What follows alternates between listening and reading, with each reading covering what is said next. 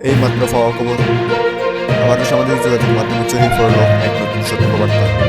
স্ক্রলে দেওয়া নাম্বার থেকে কল আসলে কল রিসিভ করবেন না। বলা হচ্ছে কল দিয়ে ব্ল্যাক ম্যাজিকের মাধ্যমে মানুষকে বশ করা হচ্ছে, বিশেষ করে মেয়েদের টার্গেট করা হচ্ছে। আসলেই কি এমন কিছু ঘটেছে, নাকি এটাও একটি গুজব?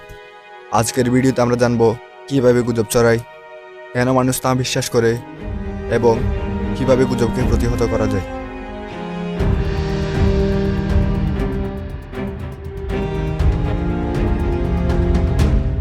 আমরা এমন এক ডিজিটাল যুগে বাস করি যেখানে সত্য খবর হচ্ছে গুজব দ্রুত ছড়ায়। আর এই গুজব ছড়ানোর পদ্ধতি খুবই সোজা। স্টেপ 1, একটা গল্প তৈরি করা আর এর সাথে একটা বিশ্বাসযোগ্য তথ্যের উৎসের নাম জুড়ে দেওয়া। স্টেপ 2, এটাকে ফেসবুকে এবং হোয়াটসঅ্যাপে শেয়ার করা। স্টেপ 3 হচ্ছে মানুষের দায়িত্ব, সাধারণ মানুষের। এরা কি করবে? তথ্যটা যাচাই না করেই ফেসবুকে এবং হোয়াটসঅ্যাপে ফরওয়ার্ড করতে শুরু করে দেয়। আর বেশ, আমরা আতঙ্কিত। 2019 সালে ছড়ালো এক ভয়ঙ্কর গুজব। পদ্মা সেতুর জন্য মানুষের মাথা দরকার। বলতে শুরু করলো আশেপাশে ছেলেদেররা ঘুরে বেড়াচ্ছে, বাচ্চা ধরে নিয়ে যাচ্ছে। এর পরিণতিতে আমরা কি দেখলাম?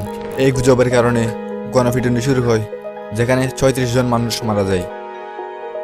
2022 সালের বান্দরবানের রুমা উপজেলায় ছড়ালো অন্য আরেকটি ভয়ঙ্কর গুজব। জাদুটোনার মাধ্যমে মানুষ মারা যাচ্ছে। ভয় হয়ে মানুষ উত্তেজিত হয়ে পড়ে।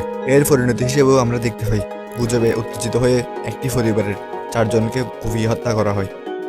বেশ কয়েকবার এই টাইপের পোস্ট দেখা গেছে যে অমুক ধর্মের লোক এই কাজটি করেছে, অথচ পরে দেখা যায় এ ঘটনাই ঘটেনি।